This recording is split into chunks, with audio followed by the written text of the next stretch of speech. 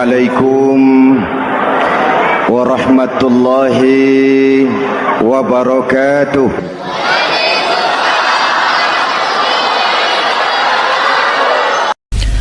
Bapak-bapak, ibu-ibu, saudara-saudara kaum muslimin rahimakumullah. Sudah menjadi keyakinan dalam kehidupan kita bahwa segala yang ada permulaannya tentu akan ada penghabisannya. Setiap yang punya awal mesti akan punya akhir. Tidak ada keabadian dalam kehidupan dunia ini. Semuanya datang dan pergi silih berganti, berubah oleh pergeseran masa dan pertukaran waktu. Demikianlah kalau kita mau merenungi kehidupan dari alam di sekitar kita. Sejak dari kehidupan tumbuh-tumbuhan, binatang, sampai kepada kehidupan kita, makhluk bernama manusia. Lihatlah kita manusia misalnya. Dimulai sejak kita terlahir ke alam ini, keluar dari alam rahim ibu, menjadi bayi yang merah tidak berdaya, untuk kemudian berangsur meningkat menjadi anak-anak.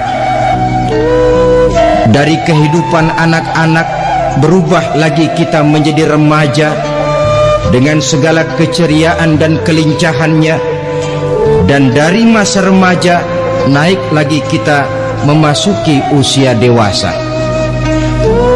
untuk kemudian berangsur memasuki hari tua. Lalu setelah kita memasuki hari tua, sehari, seminggu, sebulan, setahun, sampailah kita kepada batas waktu yang telah ditentukan oleh Allah, yang dinamakan ajal, dan bertemulah kita dengan yang disebut maut. Ini merupakan kepastian dalam kehidupan. Kalau saja kita mau merenung perubahan-perubahan yang terjadi pada diri kita, seharusnya membuat kita insaf dan sadar. Dikala remaja kita begitu lincah, punya rambut yang hitam ikal berderai, punya lesung di pipit, punya senyum yang indah menawan setiap orang yang melihat, punya kulit yang kencang dan bersih. Manakala kita memasuki hari tua, perubahan frontal pun terjadi. Kulit mulai jadi keriput, rambut yang tadinya hitam ikal berderai mulai memutih, nikmat berkurang, gigi yang tadinya utuh dan sanggup mengunyah apa saja, satu demi satu permisi meninggalkan kita. Sangat boleh jadi dikala remaja kita senyum semua orang terpikat, dikala hari tua dengan kulit yang keriput dan gigi yang tidak ada lagi, manakala kita senyum mungkin orang bakal lari dari sekitar kita. Kemana keindahan yang tadinya begitu menawan? Kemana senyum lesung pipit yang tadinya menarik perhatian orang? Pergi meninggalkan kita, berubah oleh pergeseran masa dan pertukaran waktu. Nah, bila maut datang menjemput kita, selesailah kehidupan sampai di situ?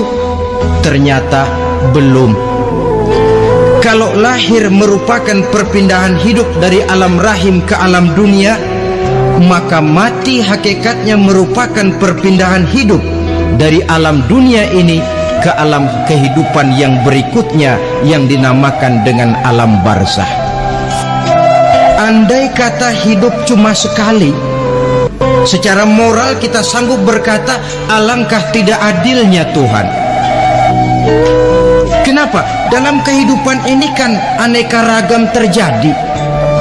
Ada orang yang zolim, ada orang yang dizolimi, ada orang yang membunuh, ada orang yang terbunuh, ada orang yang kaya, ada orang yang miskin, ada orang yang jujur, ada orang yang menghalalkan segala cara,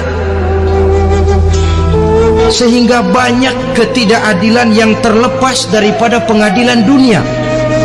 Lalu orang pun bilang, di dunia ini katanya banyak pengadilan tapi sulit keadilan. Di dunia ini mudah mencari pengadilan tapi sulit untuk mencari ketidakadilan.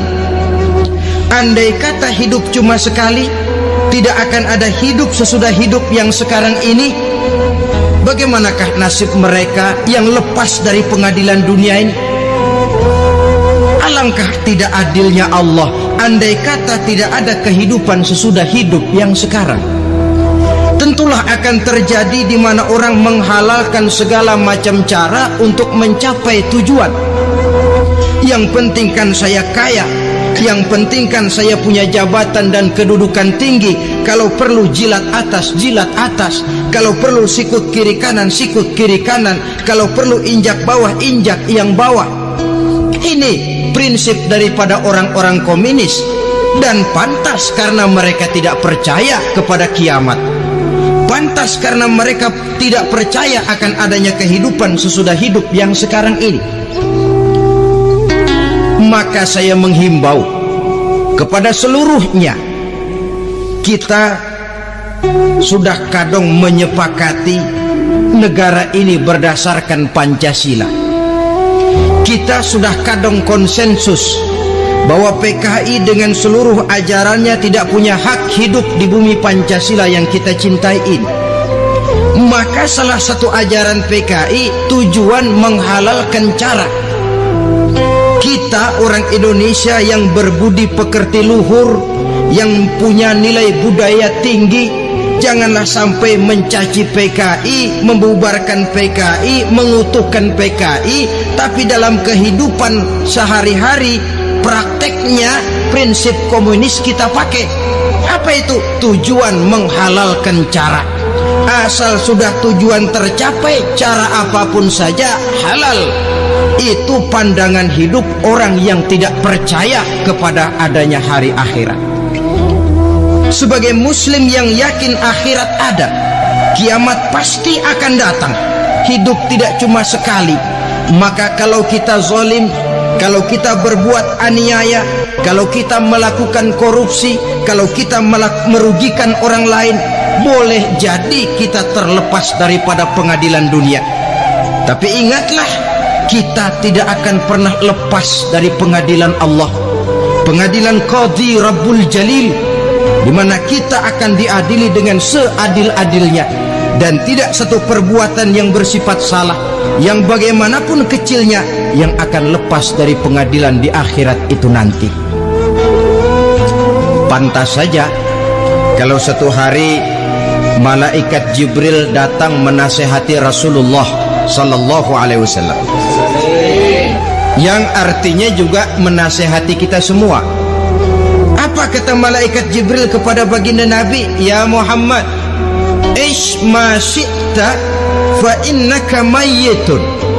Hai Muhammad, hiduplah semau kamu, tapi jangan lupa kamu pasti akan mati.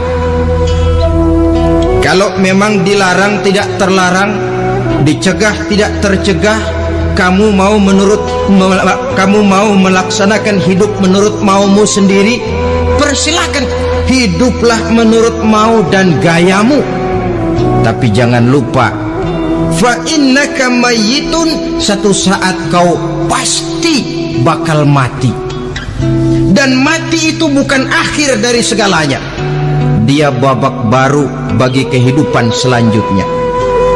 Silakan hidup menurut maumu, tapi jangan lupa kau pasti akan mati. Wa'mal ma syi'ta fa innaka majziyun bih. Kerjakan apa saja yang kamu mau. Kalau kau mau menghalalkan segala macam cara, persilahkan halalkan segala macam cara.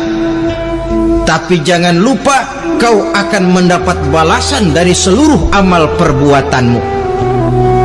Wa ahbib ma syi'ta fa innaka mufariquhu. Dan cintailah apa saja yang mau kau cintai. Kau cintai anak istrimu, silahkan. Kau cintai harta bendamu, tafadhal.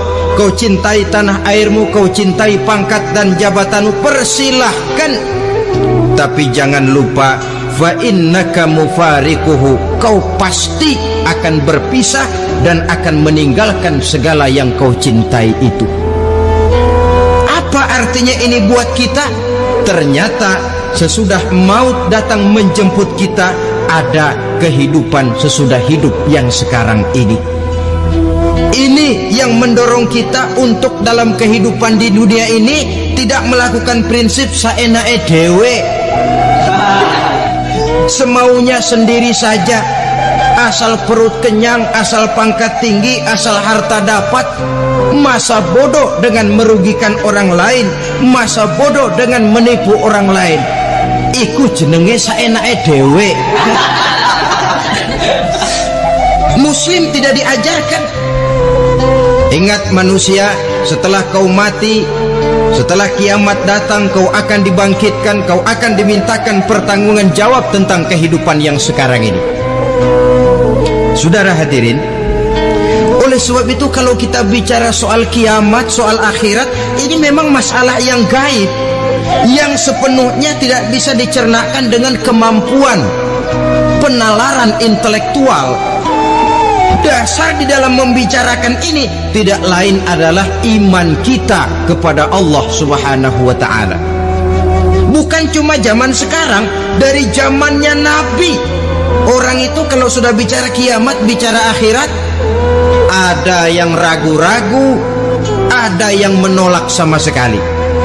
Bukan dari zaman sekarang, dari zaman dulu. Pernah kok satu saat Rasulullah itu dakwah menceritakan, saudara-saudara, akan terjadi kiamat di mana Allah akan membangkitkan manusia dari kuburnya untuk memintakan pertanggungan jawab. Ini dalam dakwahnya Nabi pidato macam itu. Apa reaksi orang? Yang beriman ya mantap, tapi yang tidak beriman, bajingan-bajingan Quraisy ini, mereka bertepuk tangan, mengejek, mencaci. Malahan ini yang luar biasa, ada dua orang kafir namanya Ubay bin Ka'ab dan Al-As bin Wa'il. Mendengar pidato macam ini, mereka buru-buru pulang ke rumah. Ngapain? Ngambil pacul. Lalu berangkat nyari kuburan tua. Dia gali itu kuburan, tulang-tulangnya diangkut, dibawa ke depan Nabi. Ya Muhammad, tulang-tulang yang udah hancur begini, siapa yang bisa ngidupin lagi? Yang macam-macam aja kamu Muhammad, nggak rasional, nggak masuk akal. Allah menjawab. Apa kata Allah? وَضَرَبَ لَنَا مَثَلًا وَنَسِيَ خَلْقَهُ قَالَ مَنْ يُحْيِي الْعِظَامَ وَهِيَ رَمِيمٌ قُلْ يُحْيِيهَا الَّذِي أَنْشَأَهَا أَوَّلَ مَرَّةٍ وَهُوَ بِكُلِّ خَلْقٍ عَلِيمٌ.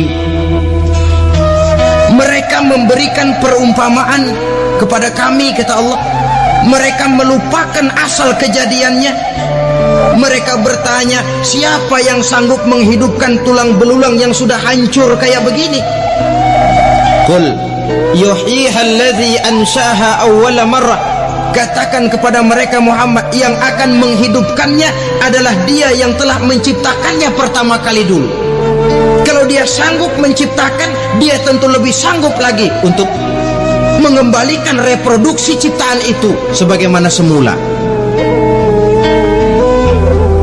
Yang paling kasihan yang ragu-ragu, akhirat itu ada apa enggak sih? Kiamat itu ada apa enggak sih? Lantaran ragu-ragu, terombang-ambing dia antara harapan dan putus asa, antara kenyataan dan idealisme. Ada yang buta sama sekali 100% terhadap keadaan-keadaan sesudah mati. Perhatian mereka hanya tercurah kepada kehidupan sebelum mati. Yang mereka perhatikan siang dan malam tidak lebih daripada urusan perut. Pergi pagi, pulang sore, peras keringat, banting tulang. Cuma soal makan, soal minum, soal pakaian, soal kendaraan, soal rumah tangga, soal anak, soal istri. Yang mereka pentingkan hanya soal-soal politik misalnya, ekonomi, pembangunan dan industri. Untuk soal-soal kayak begitu giat betul, habis seluruh waktu untuk memikirkan meningkatkan kebudayaan, politik, sosial, ekonomi. Kadang-kadang kurang tidur, kurang istirahat, berkeliaran ke sana kemari ke tempat yang jauh-jauh, sampai kadang-kadang terkena stres, penyakit darah tinggi, ginjal, lever, untuk memikirkan hal-hal yang semata-mata karena dunia saja. Lantas boleh jadi mereka mendapatkan kekayaan yang berlimpah ruah, mendapatkan kedudukan yang tinggi, nama yang semerbak, dikenal orang di barat dan di timur, di utara dan di selatan. Tetapi alangkah kecewanya mereka jikalau datang ajal menjemput nyawa, mati mereka meninggalkan harta yang banyak, nama yang masyhur. Mereka disebut dengan jasa-jasanya. Radio memberitakan, TV menyiarkan, koran-koran memuat. Bahkan nama mereka kadang-kadang dikenang 2-3 tahun setelah wafatnya. Tetapi dalam pada itu roh mereka merintih, mengeluh, menderita, karena dilemparkan oleh Allah ke tempat-tempat yang kotor, penyesalan yang sudah tidak akan ada gunanya lagi. Saudara-saudara kaum muslimin rahimakumullah, oleh karena itu kehidupan akhirat bukanlah dongeng dan takhayul, bukan khurafat dan khayalan. Kehidupan akhirat, hari kiamat adalah kebenaran dan kepastian. Dalam surah Al-Hajj ayat ke-7, Allah subhanahu wa ta'ala menyatakan, wa anna as-sa'ata atiyatun la raiba fiha wa anna allaha yab'asu man fil qubur. Dan bahwasanya kiamat itu sesungguhnya adalah sesuatu yang pasti dan tidak ada keraguan-raguan lagi di dalamnya, dan bahwasanya Allah sungguh-sungguh akan membangkitkan manusia dari kuburnya masing-masing. Nah, kalau kita sudah yakin kiamat sesuatu yang pasti adanya, akhirat sesuatu yang pasti adanya, dari mana pembicaraan tentang kiamat ini kita mulai? Tentu dari diri kita. Marilah kita mencoba melihat proses perjalanan hidup ini sampai kita memasuki kiamat.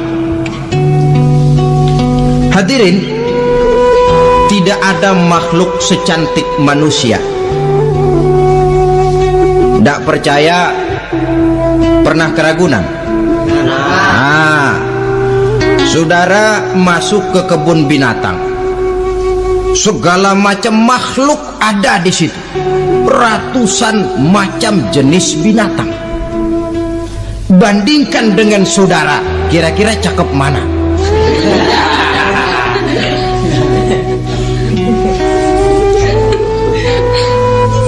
Dari seluruh makhluk yang diciptakan Allah itu, manusia fi ahsani taqwim, dalam bentuk yang paling sempurna, sejak susunan biologis sampai kemampuan berpikir. Biologis kita ya Allah, diciptakan kita begini rupa, diberikan 2 kaki untuk berjalan, 2 tangan untuk bekerja, diberikan 2 mata, dua-duanya di depan. Pernah saudara mikir kalau mata kita yang satu di depan, yang satu di belakang? Ah, rasanya nggak laku kacamata.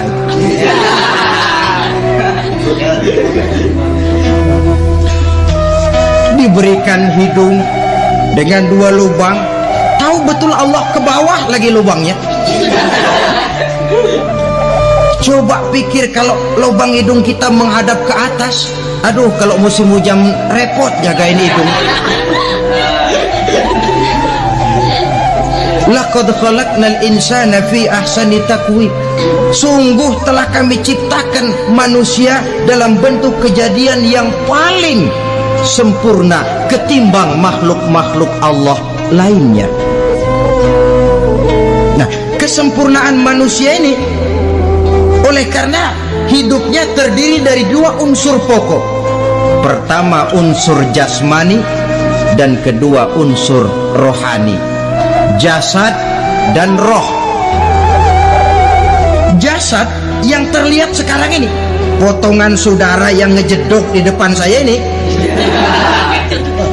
jasad saudara.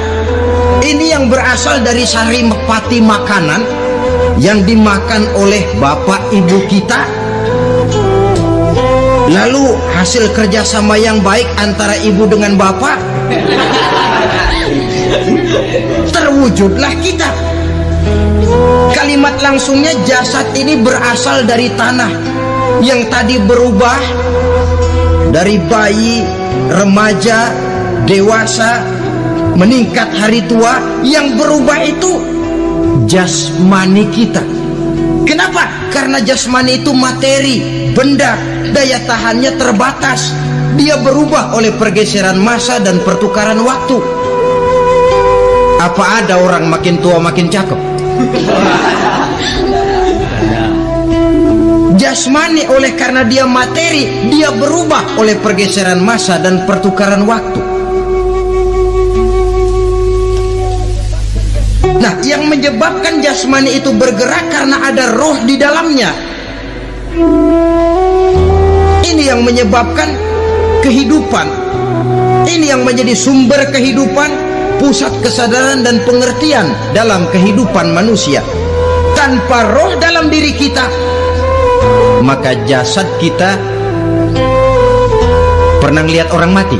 Nah, itu kalau orang mati, coba perhatikan. Apanya yang kurang? Kupingnya masih ada, tapi sudah tidak sanggup mendengar. Matanya masih lengkap, tapi tidak mampu melihat. Jangankan melihat, terbuka saja tidak. Mulutnya masih ada, tapi sudah tidak bicara lagi. Telinganya cukup, tapi sudah tidak sanggup mendengar. Kakinya lengkap, tapi tidak mampu lagi berjalan. Apa penyebabnya itu? Ternyata jasmani kita, jasad ini, manakala sudah ditinggalkan oleh roh, dia tidak akan bisa berdaya apa-apa, tidak mampu berjalan, tidak pula berbuat, tidak pula bekerja apapun saja. Saudara-saudara, dua-duanya punya kebutuhan. Jasmani ada kebutuhannya, rohani pun ada kebutuhannya. Jasmani yang jelas perlu makan, perlu minum, perlu tidur, perlu pakaian dan sebagainya. Nah, apabila saat berpisah datang, ajal sampai, berpisahlah roh dan jasad. Dan itulah yang dinamakan dengan maut. Jadi apa sih mati itu? Mati adalah berpisahnya roh dengan jasad. Sebab itu Islam sangat menganjurkan kita untuk banyak-banyak mengingat mati. Bagaimana caranya mengingat mati? Pertama, mati itu kan pasti. Kira-kira yang hadir di sini ada yang nggak mati nggak kira-kira? Semuanya bakal mati kan? Berani? Berani. Sekarang mau? Saudara, sebenarnya kalau kita merenung lebih jauh, orang itu tidak perlu takut mati. Walaupun tidak boleh terlalu berani menghadapi mati. Karena bagaimanapun takutnya kita kepada mati, toh dia pasti datang. Bagaimanapun beraninya kita mati, kalau belum ajal, ya tidak mati juga. Jadi muslim itu kan harus berani menghadapi hidup dan tidak takut menghadapi mati. Mati adalah sesuatu yang pasti. Muslim dianjurkan banyak-banyak mengingat mati dalam kehidupan. Caranya bagaimana? Pertama, berziarah nengokin teman yang sakit? Ya? Suka nengokin teman yang sakit enggak? Oh, itu pahalanya kata Nabi. Menengok orang yang sedang sakit lebih afdol daripada sholat sunnah 1000 rakaat. Apa pernah saudara sembahyang sunnah sampai 1000 rakaat? Nengokin orang sakit pahalanya lebih afdol daripada itu. Kenapa menengoki orang sakit mengingatkan kita kepada mati? Iya ya, ini teman saya yang kemarin segar banget, bercanda sama saya, ketawa sama-sama, sekarang terbaring tidak berdaya, hilang kemampuannya, hilang keceriaannya, sakit. Iya kalau sembuh, kalau ajar. Iya sekarang giliran dia, kalau jatuh ke saya. Lalu menghibur teman dengan kata-kata yang enak, yang akan mendatangkan sugesti supaya dia cepat sembuh. Jangan nengokin orang sakit, jujur, sakit apa lu? Perut. Emang temen gua kemarin sakit begini mati. Wah, itu orang bisa jadi shock lantaran etika kita tidak akan sampai ke sana. Menjenguk orang sakit akan mengingatkan kita kepada mati. Apalagi ziarah kubur. Ada yang orang tuanya sudah meninggal? Nah, kalau ada, ya tidak bisa tiap hari, sekurang-kurangnya seminggu sekali, Jumat pagi misalnya, ziarah kita ke kubur. Sehingga kalau kita masuk kubur kan ada etikanya. Assalamualaikum ya ahlal kubur wa inna insyaallahu bikum lahikun. Hai penduduk kubur, keselamatan bagi kamu dan kami yang masih hidup sekarang ini insyaallah pasti bakal nyusul kamu. Iya, yang kemarin gagah benar sekarang terbaring tanpa daya. Ini unggukan kuburannya. Yang kemarin ada sekarang sudah tidak ada. Kemana dia? Kami satu saat pasti akan begini. Ingat mati. Lalu apalagi yang bisa membuat kita ingat kepada mati? Mengawal jenazah. Bukankah sangat dianjurkan oleh agama? Bahkan kalau bisa sejak mengurusnya, memandikannya, mengkafankannya, menyolatkannya untuk kemudian mengantarnya ke kubur. Hari ini saya antar dia ke kubur, besok boleh jadi saya yang diantar orang. Hari ini saya solatkan dia, besok boleh jadi saya yang disolatkan orang. Hari ini saya masukkan dia ke liang lahat, besok mungkin giliran saya dimasukkan orang ke liang lahat. Ingat mati, tumbuh kesadaran. Lalu daya positifnya dalam kehidupan apa? Nah, saudara-saudara hadirin, orang yang mengingat mati bukan lantas menjadi lemah dalam kehidupan, menjadi putus asa, sedikit semangat, terbentur kesulitan, mudah frustasi. Bukan itu tujuannya kita diperintah mengingat mati. Jelasnya Islam menganjurkan kita untuk saatnya kiamat. Nah, saudara-saudara, apa tanda-tanda hari kiamat? Kapan dia akan datang? Bagaimana hal ihwal manusia pada saat terjadi kiamat? Bagaimana alam ini? Bagaimana perhitungan di padang mahsyar? Insya Allah akan saya ungkapkan pada bagian kedua dari ceramah ini. Saudara hadirin yang saya hormati, setelah masa kebangkitan itu jangan dikira begitu bangkit langsung diperiksa.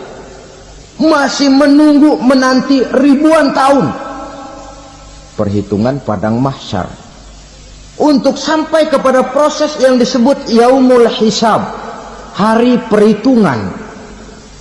Seorang demi seorang bakal dipanggil. Bayangkan saja, kita se-RT saja di absen, kadang-kadang perlu waktu lama. Ini manusia sejak zaman Nabi Adam sampai datang hari kiamat, satu demi satu disidang di hadapan Qadhi Rabbul Jalil. Status sosial copot sudah waktu itu. Yang pernah jadi hartawan di situ tidak lagi kelihatan kehartawanannya. Yang pernah jadi jenderal tidak lagi dipanggil jenderalnya. Yang ustadz tidak lagi dipanggil al-mukarramnya. Seluruh status sosial selesai. Dipanggillah kita seorang demi seorang menghadap Qadhi Rabbul Jalil. Bagaimana proses penghisaban itu? Pertama proses tanya jawab. Di antaranya ada hadis menyatakan lan tazula qadama 'abdin yaumal qiyamah hatta yus'ala an arba'i khisalin. Besok di hari kiamat tidak akan bergeser telapak kaki seorang hamba sampai dia ditanya lebih dulu tentang 4 persoalan. Apabila datang kematian menimpa seseorang, datanglah kiamat baginya. Itu yang disebut dengan kiamat kecil. Hakikatnya mati adalah perpindahan dari kehidupan di dunia ini menuju kehidupan di alam barzakh. Menunggu kita di alam barzakh sampai datangnya saat kiamat. Entah 10 tahun, entah 100 tahun, entah 1000 tahun, hanya Allah saja yang maha tahu.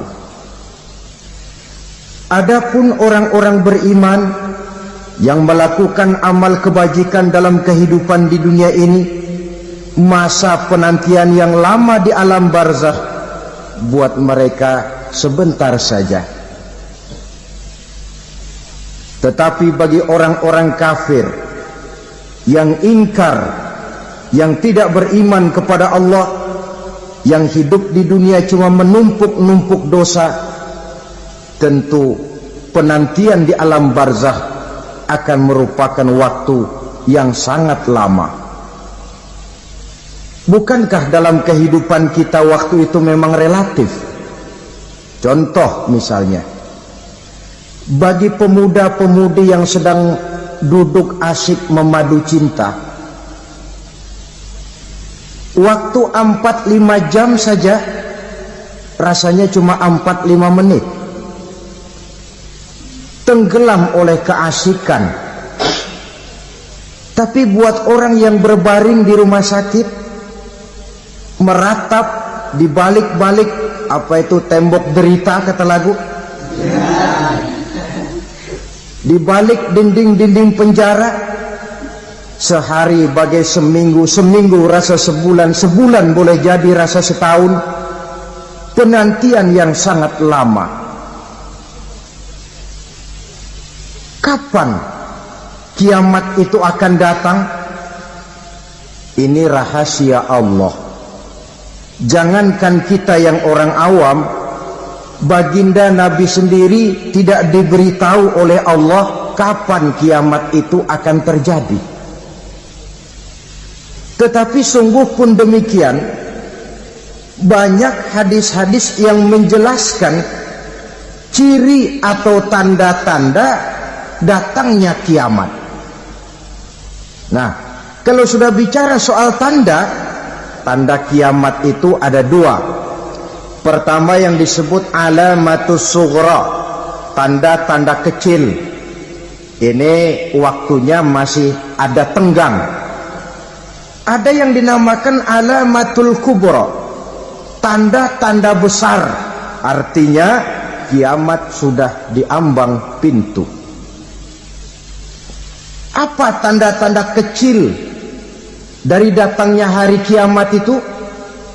Misalnya kata Nabi, apabila ilmu sudah diangkat oleh Allah, artinya apabila ulama sudah banyak wafat, minat orang belajar agama berkurang, lalu kebodohan nampak merajalela di mana-mana, zina dikerjakan secara terbuka, minuman-minuman keras jadi kebanggaan, itu termasuk di antara tanda-tanda kecil terjadinya hari kiamat.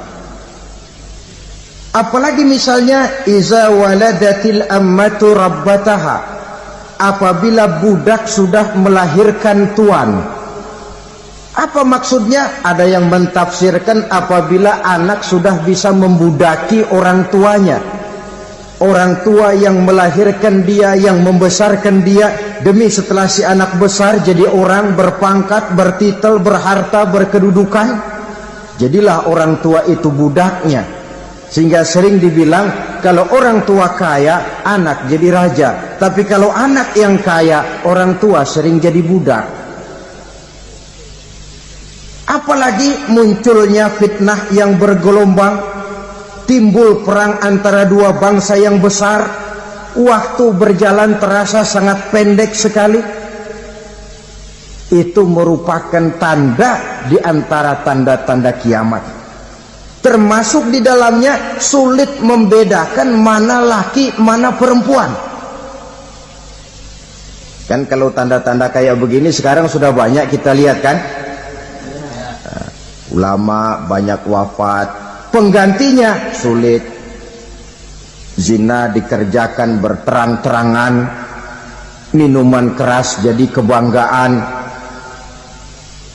banyak anak membudaki orang tuanya, sulit membedakan mana laki mana perempuan.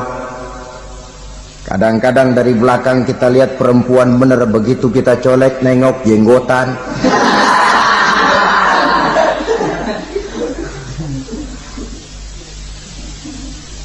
Ini termasuk tanda-tanda kecil, masih ada tenggang sampai akan terjadinya kiamat itu.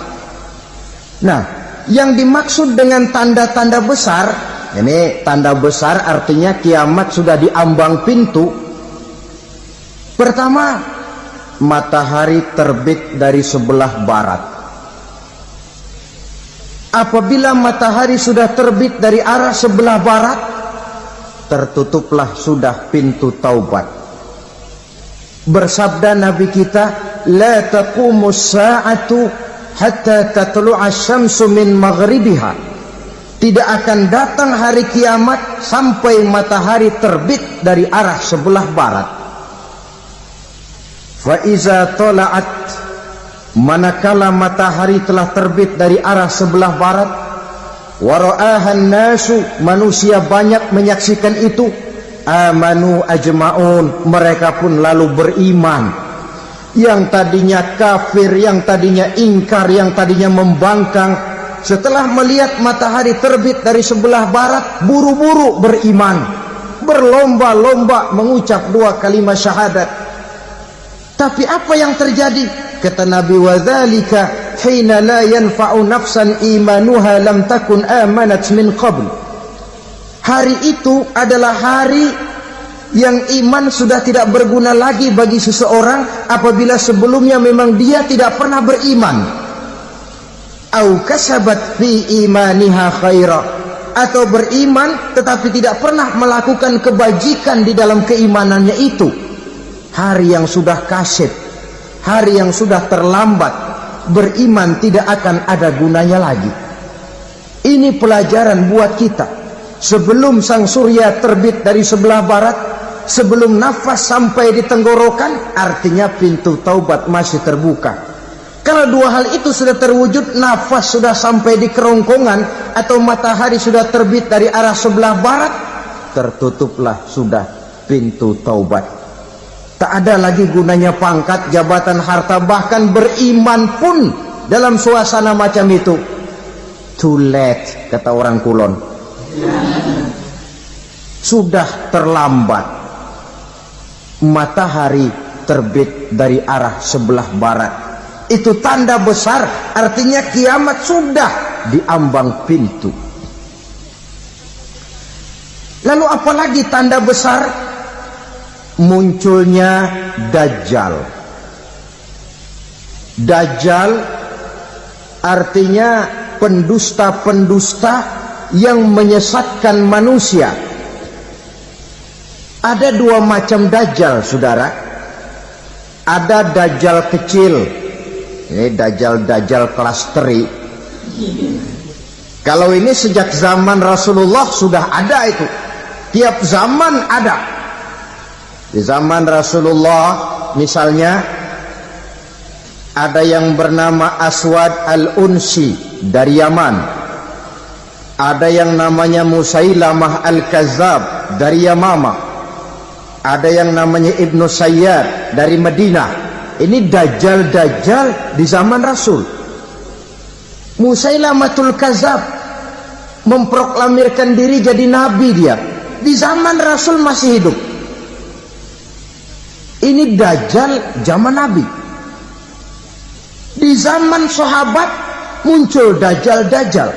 Di zaman kita sekarang ini dajjal-dajjal pun gentayangan. Dajjal-dajjal kelas teri. Kerjanya mendustakan manusia, menyesatkan manusia, memalingkan manusia dari jalan yang benar dan diridhoi oleh Allah Subhanahu wa taala. Adapun yang merupakan tanda besar dari datangnya kiamat, dajjal-dajjal kelas kakap. Pembohong-pembohong besar yang menyesatkan masyarakat manusia berpaling dari jalan Allah mengikuti jalan mereka. Apa sih ciri dajjal itu? Kata Nabi dalam hadis Bukhari Muslim, "Innad dajjala", sesungguhnya yang namanya dajjal itu yakhruju, satu saat akan muncul mendekati hari kiamat. Wa inna ma'ahu ma'an, si dajjal ini membawa air, wa naran, dan juga membawa api. Dua simbol. Di tangan yang satu dia bawa air, di tangan yang satu dia bawa api. Wa ammal ladzi yarahu an-nasu ma'an fanarun, adapun yang orang banyak lihat air, hakikatnya adalah api. Yang dilihat api, hakikatnya adalah air. Oleh sebab itu, kalau api yang ditawarkan, ambillah air. Kalau air yang ditawarkan, pilihlah api. Maksudnya apa ini? Ini bahasa simbol, saudara-saudara. Dajjal bicaranya seolah-olah untuk kepentingan manusia, menawarkan surga. Surga yang dia tawarkan hakikatnya neraka. Hai manusia, kalau kau mau bahagia, jangan dekat-dekat dengan agama. Sholat itu tidak efektif dan efisien, tidak produktif dari segi ekonomi itu. Menghadiri majelis taklim cuma buang-buang waktu. Tahajud, tasbih, tahlil, baca Quran, apa itu? Pekerjaan mubazir saja. Hidup ini cuma sekali, masa yang cuma sekali, manfaatkan dengan sebaik-baiknya. Mumpung, dibawanya sifat mumpung tetapi dalam pengertian yang sangat negatif.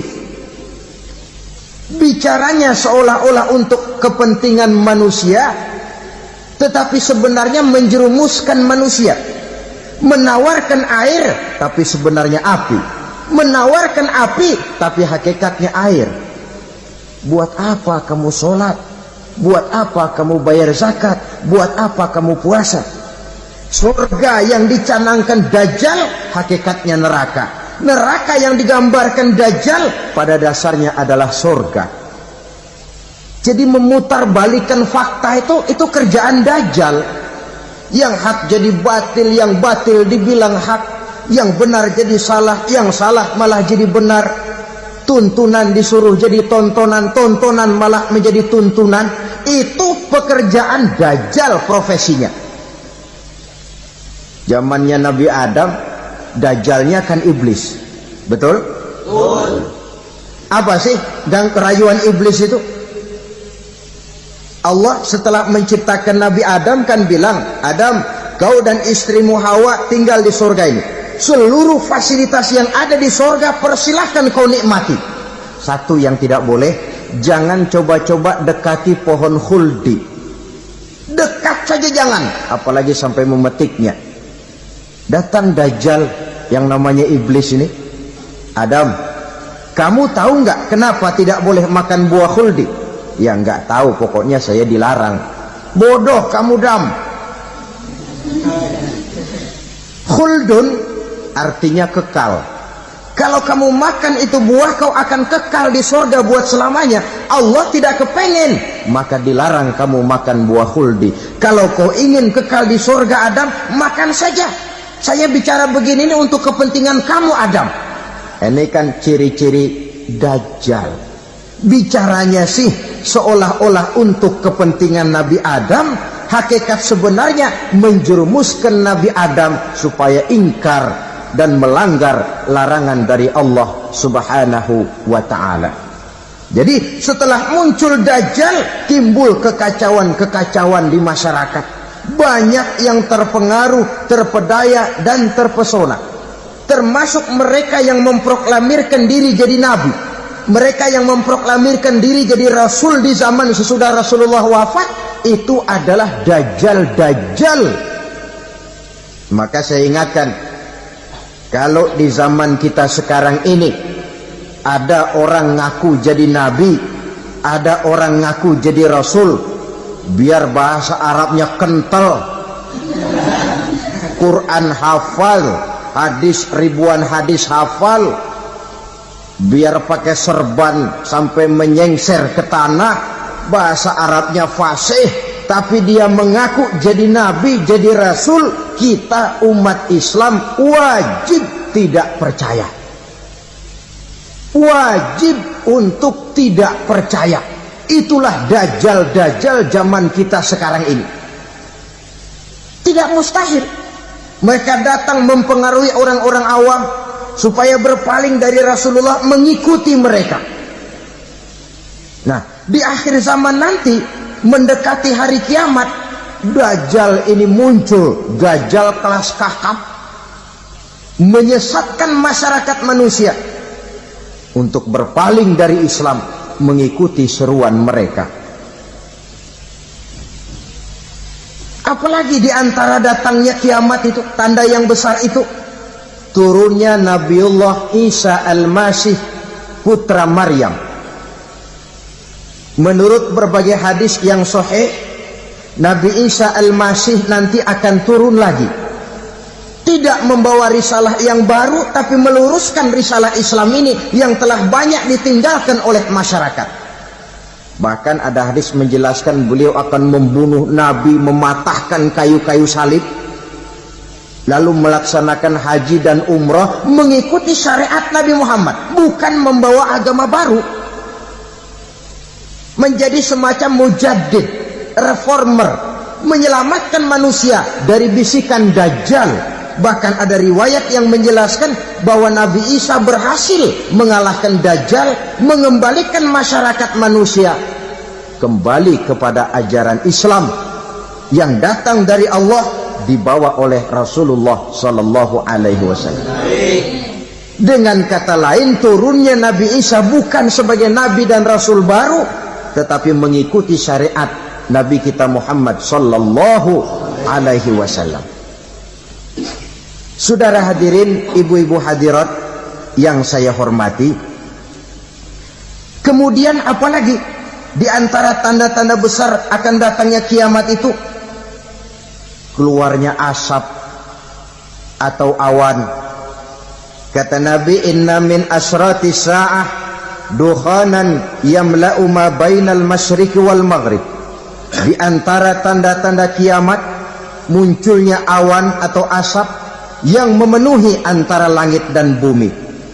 Ini pun diperkuat dalam surah Ad-Dukhan ayat 10. Fartaqib yauma ta'ti as-sama' bidukhanin mubin fayughshan nas hadza azabun alim. Bagi orang-orang yang beriman, mereka biasa-biasa saja.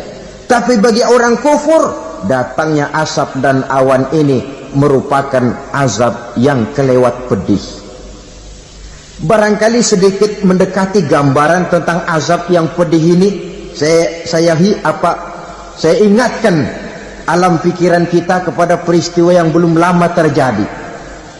Pernah dengar berita bocornya reaktor nuklir di Chernobyl, Uni Soviet? Pernah dengar? Nah. Bocornya reaktor nuklir di Chernobyl yang mengakibatkan ratusan bahkan sangat mungkin ribuan nyawa. cuma satu reaktor. Bagaimana kalau seluruh cadangan nuklir yang dimiliki oleh para negara adik kuasa ini diledakkan? Bahkan yang konon menurut catatan, cadangan nuklir yang dimiliki bersama oleh Amerika dan Rusia sekarang ini sudah sanggup memusnahkan 6 miliar manusia. 1,5 kali lebih banyak dari jumlah manusia yang nongkrong di permukaan bumi ini. Saudara-saudara hadirin yang saya hormati,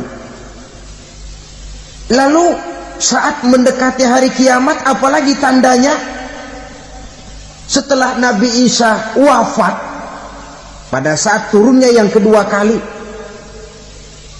lalu Allah meniupkan angin sejuk, semua orang-orang beriman, orang-orang baik wafat, sehingga penghuni bumi ini cuma tinggal lagi terdiri dari orang-orang kafir.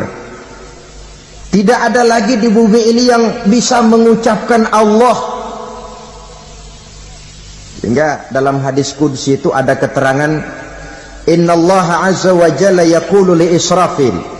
Allah pernah pesan kepada malaikat Israfil, kata Allah, Israfil, iza sami'ta qailan yaqul Allah Allah fa akhirin nafakh 40 sanatan ikraman liqailiha. Hai Israfil, apabila kau dengar di permukaan bumi masih banyak orang yang mengucapkan Allah Allah, maka tunda sangkakala kiamat itu 40 tahun. Untuk apa? Ikraman liqailiha, menghormati orang yang mengucapkan Allah Allah itu. Wah, jadi karena sekarang masih banyak yang mengucapkan Allah, besar hatilah kita, masih jauh kiamat itu. Tapi jangan lupa, kiamat pribadi, kiamat kecil itu yang nggak kita sangka-sangka. Ajal datang mencabut nyawa, itu kiamat pribadi, dan itu yang pasti kita hadapi, dan itu yang membuat kita tidak boleh bersikap main-main di dalam kehidupan sekarang ini. Saudara hadirin yang saya hormati, tidak ada lagi orang-orang muslim. Seluruh penduduk dunia ini kafir. Lalu terciptalah struktur sosial yang berlandaskan prinsip hidup semau gue. Bakal terjadilah prinsip di mana yang kaya menyantap yang miskin, yang kuat menindas yang lemah. Hidup sudah bagaikan di rimba belantara, berlaku hukum rimba. Siapa yang kuat dia yang menang, siapa yang lemah menjadi mangsa. Timbul kekacauan, maksiat merajalela, munkarat menjadi-jadi, sehingga isi bumi ini penuh dengan segala macam perbuatan dosa. Tidak ada perlunya lagi alam diperpanjang temponya. Datang saat yang sudah dijanjikan oleh Allah Azza wa Jalla, maka terjadilah yang disebut kiamat kubra, kiamat besar, kiamat hancur-hancuran. Bagaimana kejadian ini dimulai? Dalam surah Az-Zumar ayat 68, Allah Subhanahu wa taala berfirman, wa nufikha fis-suri fasa'iqa man fis samawati wa man fil ardi illa man sya'allahu. Maka manakala ditiuplah sangkakala, terkejutlah seluruh yang ada di langit dan seluruh yang ada di bumi. Bila saat kiamat datang, Allah perintah malaikat Israfil, Israfil, tiup sangkakalamu. Ditiuplah sangkakala oleh malaikat Israfil. Yang akibat daripada tiupan itu, seluruh yang ada di langit, seluruh yang ada di permukaan bumi terkejut. Yang ada di langit siapa? Malaikat kan. Bayangin aja kalau malaikat kaget, apalagi kita. Terkejut seluruh makhluk yang ada di bumi, yang ada di langit mendengar suara sangkakala itu. Bunyinya tidak sanggup kita bayangkan dahsyatnya. ledakan nuklir, ledakan neutron, belum apa-apa ketimbang bunyi sangkakala malaikat Israfil ini. Nah, lalu mendengar bunyi sangkakala ini, gemparlah makhluk, kacaulah alam.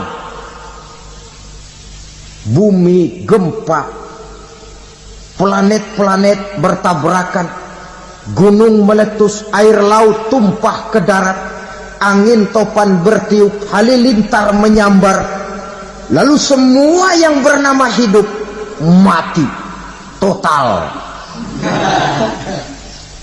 Mati bareng tanpa persiapan. La haula wala quwata illa billah. Saya kadang-kadang dalam tafakur bermohon, ya Allah, mudah-mudahan saya enggak nemuin kiamat beneran. Ngeri. Tidak bisa kita bayangkan macam apa suasana seperti itu. Allah saja banyak memberikan gambaran, misalnya Al-Qari'ah, wa mal Qari'ah, wa ma adraka mal Qari'ah. Kejadian yang menggemparkan. Tahukah kamu apa kejadian yang menggemparkan itu? Yauma yakunun nasu kal farasil mabsus wa takunul jibalu kal ihnil manfus. Pada saat itu manusia berterbangan bagai kupu-kupu, gunung berterbangan seperti kapas ditiup angin. Gunung saja macam kapas, konon lagi manusia. Kematian total, mulai semut sampai gajah mati, jin mati, iblis mati, malaikat mati. Malaikat saja mati. Saudara hadirin yang saya hormati, kematian total yang tanpa persiapan. Orang bilang, Pak, kalau mati bareng begitu yang repot malaikat maut dong ya. Cabut sana, cabut sini. Itu kalau menurut logika kita, mestinya begitu menurut logika. Tapi logika juga yang bilang nggak perlu serepot itu. Sebab untuk mematikan listrik di wilayah DKI, di wilayah Jakarta, nggak perlu tiap rumah didatengin matiin ya lama. Cukup dari kantor pusatnya saja PLN, tekan satu tombol, gelaplah seluruh Jakarta. Saudara hadirin yang saya hormati, kematian total. Lalu setelah kematian total, planet-planet juga mati, dalam arti tidak bergerak dan beredar. Angin mati, dalam arti tidak bertiup.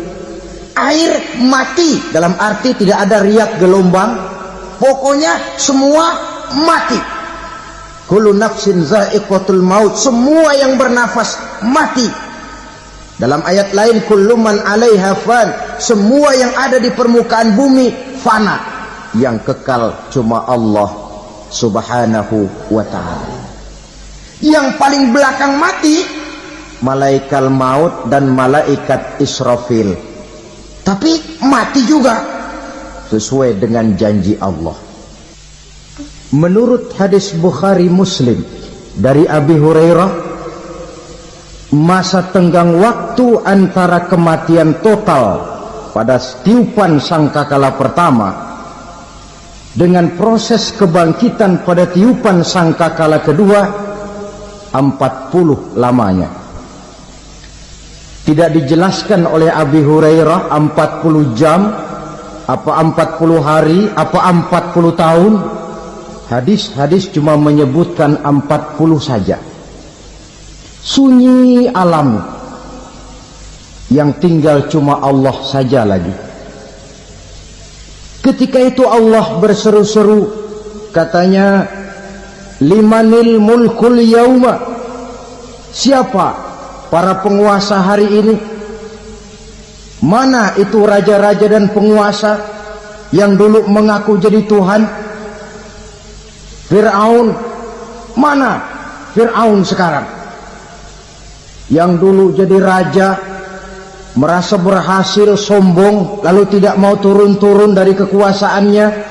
sampai kepada puncak kekurang ajarannya mengangkat diri jadi Tuhan. Mana itu Fir'aun? Namrus, mana sekarang Namrus? La ilaha illa ana, ternyata tidak ada Tuhan lain selain daripada aku, kata Allah. Proses kemudian, saudara-saudara, turunlah hujan dari langit. 40 lamanya hujan itu. Tidak jelas juga 40 jam apa 40 hari. Setelah air turun membasahi, datanglah tiupan sangkakala yang kedua. Semua yang bernama mati bangkit dari kuburnya masing-masing. Ini yang disebut Yaumul Ba'thi, hari kebangkitan. Allahu Akbar. Pada saat kita bangkit dari kubur kita masing-masing, kumpul di padang mahsyar namanya. Bayangin aja, saya sendiri nggak sanggup bayangin. Manusia sejak zaman Adam sampai zaman kiamat kumpul bareng di tempat sama. Berapa banyaknya itu?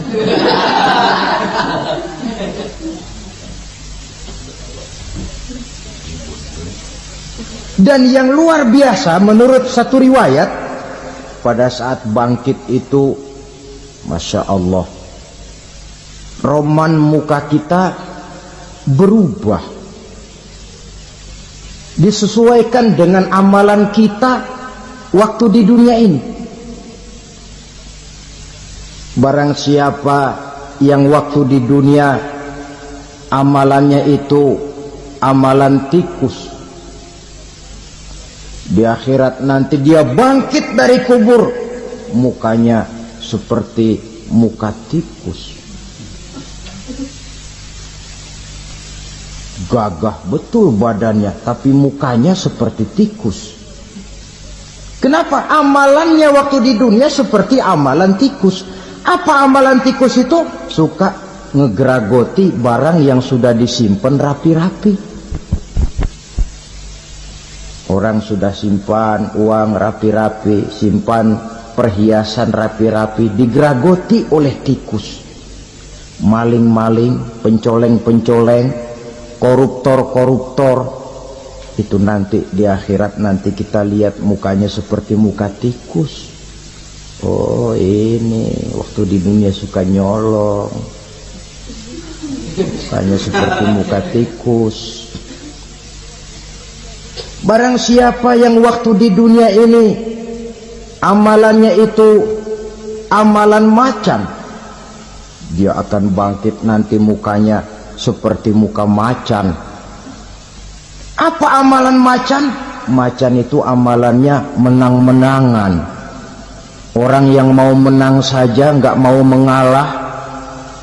Coba lihat di hutan, kenal hutan nggak?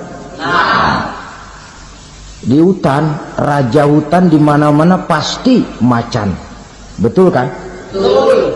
Padahal hutan belum pernah bikin pemilihan umum. Tapi macan tidak peduli ada pemilihan umum apa tidak, pokok saya raja. Sebab apa? Macan jadi raja itu bukan karena benar, tapi karena kuat jadi raja. Setelah dia jadi raja, rakyat hutan yang mesti dilindungi malah dimakan oleh raja macan. Kambing rakyat hutan dimakan oleh macan. Ayam rakyat hutan dimakan oleh macan. Itu nanti kita lihat di akhirat itu mukanya seperti muka macan, gagah betul. Lalu barang siapa yang di dunia ini amalannya itu seperti amalan anjing, nanti dia punya muka seperti muka anjing. Apa amalan anjing? Pertama, anjing itu kalau disuruh jaga rumah, dia tidak bisa membedakan mana maling, mana tamu.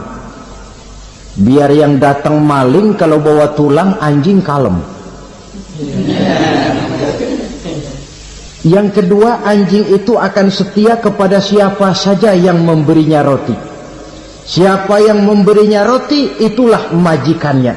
Apa kata majikannya pasti dia laksanakan. Soal benar atau salah dia tidak peduli. Setelah anjing dapat roti, dia tidak punya pilihan lain kecuali bilang, abdi mah kumaha juragan wae ayeuna mah.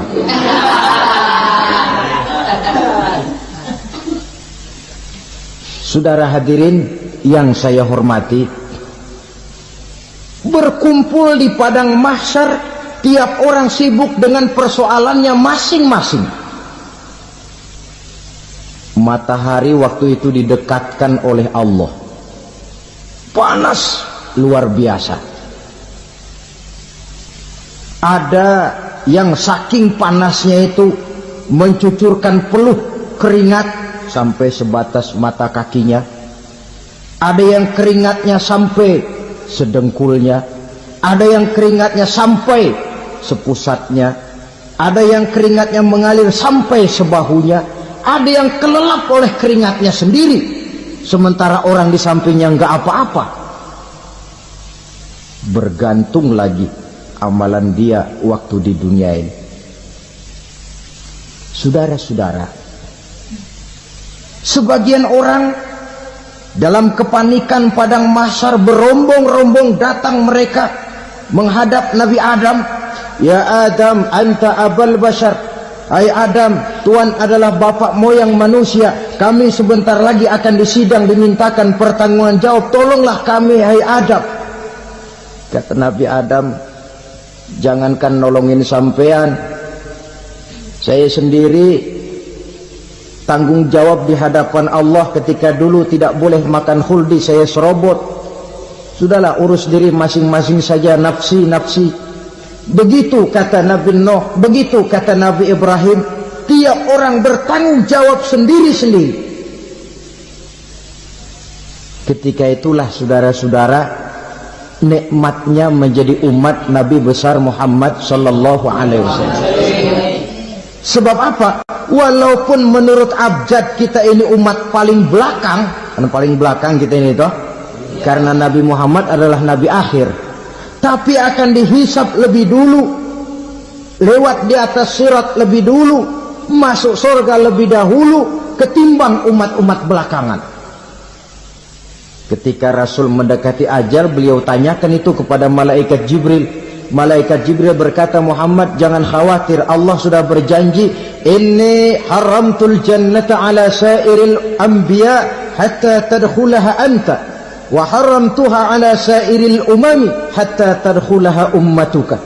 Surga aku haramkan buat seluruh nabi kecuali kalau engkau Muhammad sudah masuk ke dalamnya, dan surga aku haramkan buat seluruh umat kecuali kalau umatmu Muhammad sudah masuk ke dalamnya. Logikanya, walaupun menurut abjad kita umat paling belakang, bakal dihisab paling dulu, lewat di atas sirat paling dulu, masuk surga paling dulu, kalau mampir ke neraka juga paling dulu. Ya resiko. Jangan mau enaknya aja paling dulu. Saudara hadirin yang saya hormati, setelah masa kebangkitan itu jangan dikira begitu bangkit langsung diperiksa. Masih menunggu menanti ribuan tahun perhitungan padang mahsyar untuk sampai kepada proses yang disebut yaumul hisab, hari perhitungan. Seorang demi seorang bakal dipanggil.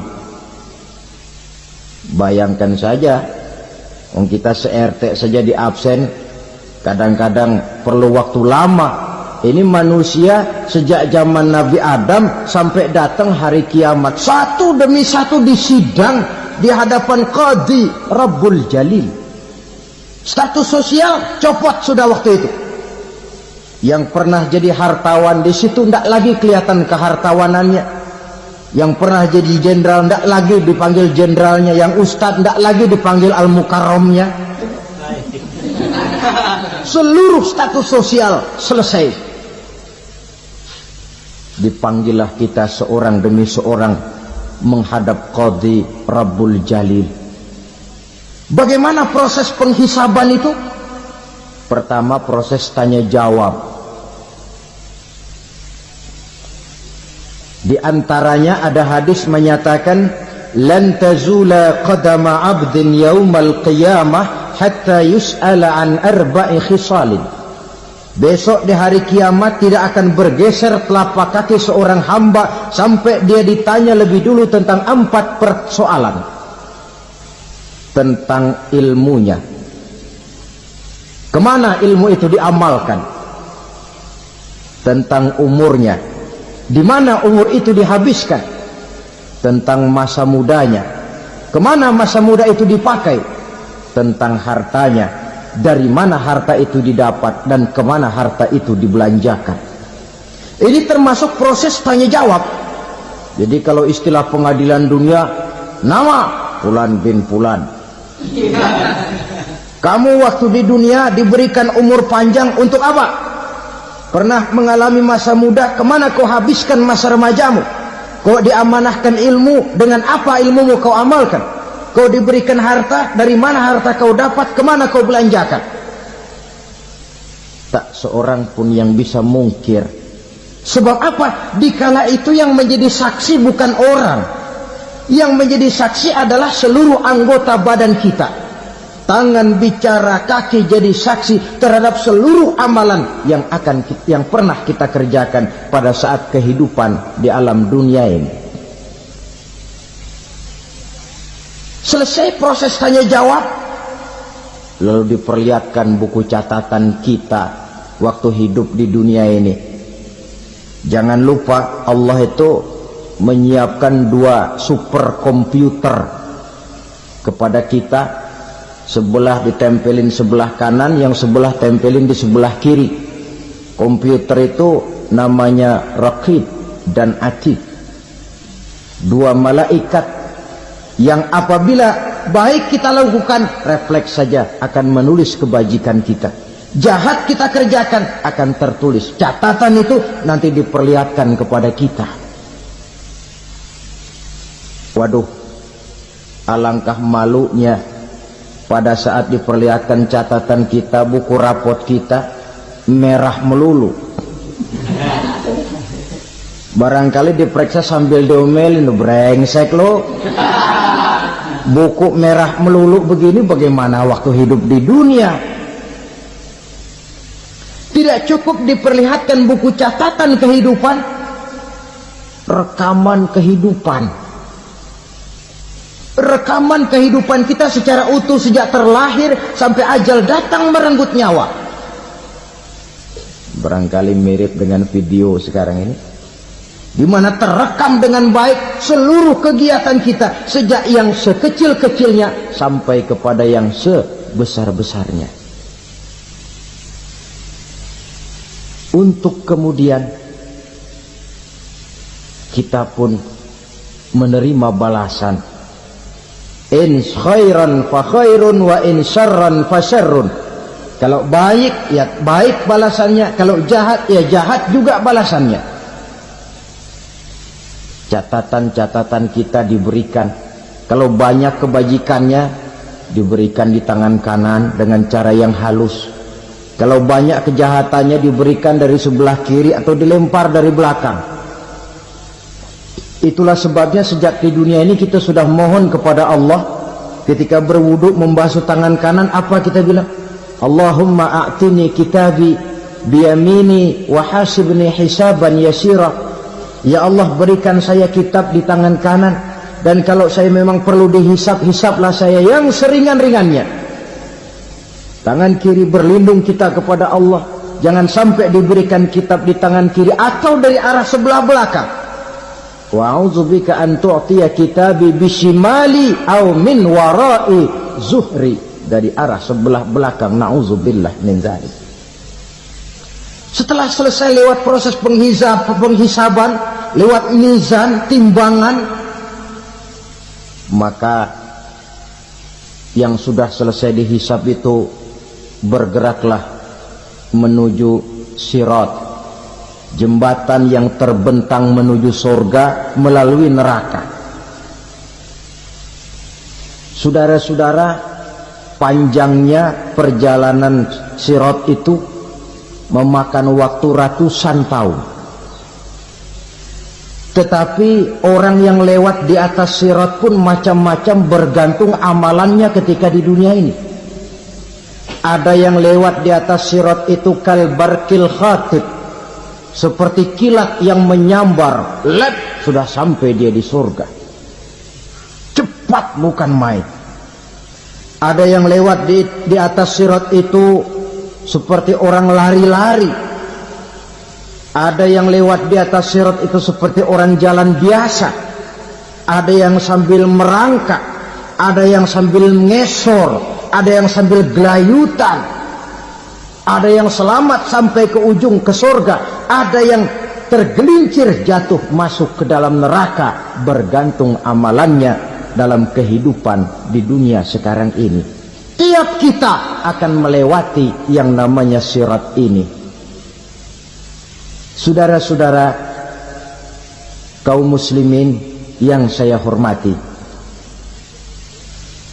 dengan demikian mereka yang selamat melalui sirat sampai ke terminal akhir surga, mereka yang ketika dihisab ternyata banyak kejahatannya daripada kebaikannya, mereka singgah di dalam neraka.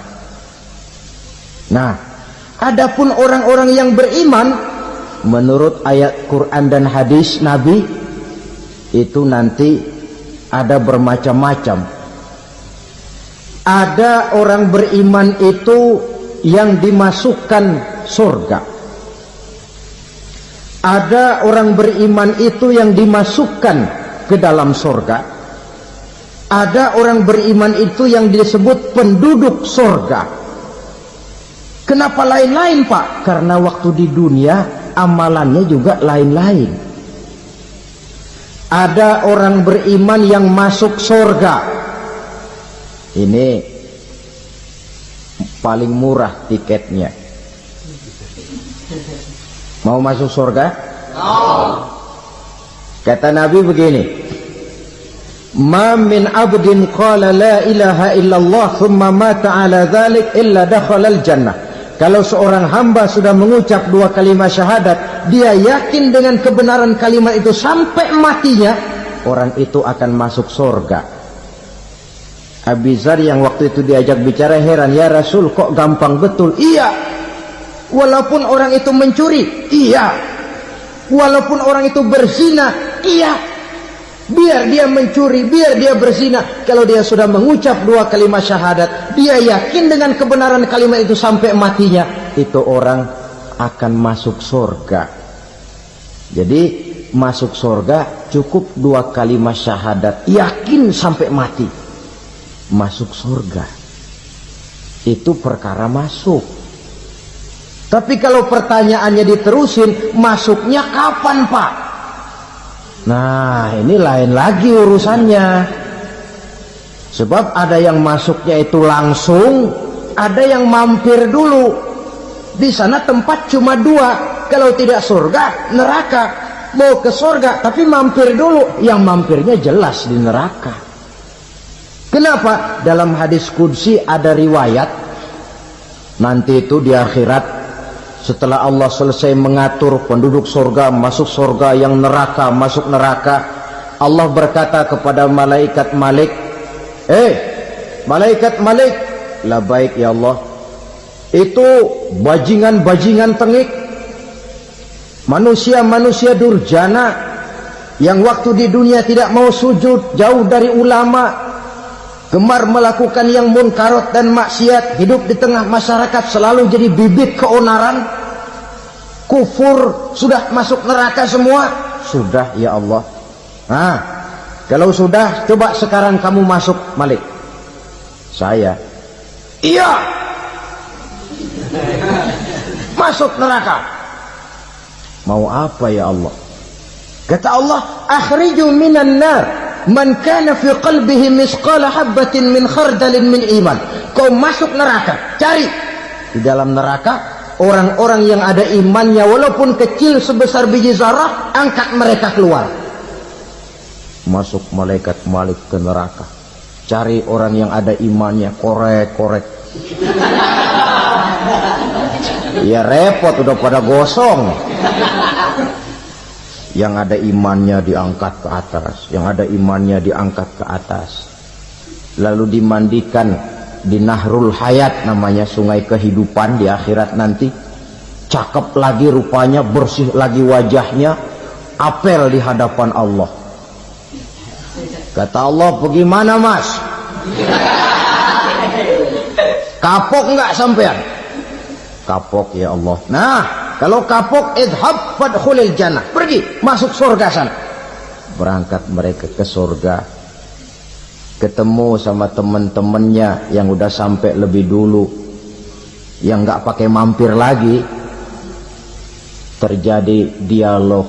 Kata teman-temannya yang udah pada nyampe duluan, mas, iya, emang baru sampai? Saya baru sampai. Memang mampir di mana dulu mas? Kita sudah lama sampai di surga. Saudara buka surah Al-Muddathir ayat 34-35. Ma salakakum fis saqar? Kenapa kamu mampir di neraka Saqar? Qalu lam naku minal musallin. Mereka menjawab, kami mampir di neraka Saqar mas, gara-gara dulunya kami waktu di dunia tidak pernah sholat. Tidak pernah sholat? Tidak pernah. Karena rumahnya dekat masjid. Cuma dekat doang mas. Sholat mah enggak saya. Enggak pernah ngasih makan fakir miskin, enggak pernah hadir di majelis taklim, pendeknya enggak pernah melakukan kebajikan. Maka saya pun mampir di neraka Saqar. Untung betul saya punya iman mas, sedikit. Waktu hidup di dunia dulu saya pernah mengucap 2 kalimat syahadat, sekali-kalinya waktu mau kawin. Masya Allah.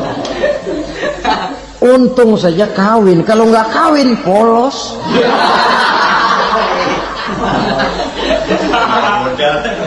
Itu juga pengulu sudah setengah mati ngajarin. Asyhadu alla, asyaduaan, asyaduaan.